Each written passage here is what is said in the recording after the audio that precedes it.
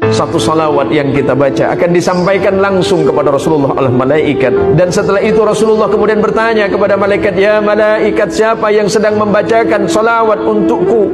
"Ya Rasulullah, dia adalah salah satu dari umatmu yang selalu bermaksiat, ya Rasulullah. Sampaikan kepada kekasihku, kita bermaksiat." Tapi Rasulullah menyebut kita kekasihnya. Kita ini selalu berdosa kepada Allah dan bermaksiat kepada Allah. Tapi ketika kita menyebutkan kalimat Allahumma salli ala Sayyidina Muhammad, disampaikan kepada Rasulullah. Rasulullah kembali memberikan salam kepada kita. Sampaikan kepada mereka, "Ya malaikat, kalau mereka membaca salawat kepadaku satu, maka niscaya Allah akan membalas 10 kebaikan bagi mereka." Maka janji Rasulullah untuk kita semuanya, orang yang paling berhak duduk bersamaku di yaumil qiyamah adalah orang-orang yang senantiasa lidah dan hatinya berzikir kepada Allah dan membacakan salawat untukku.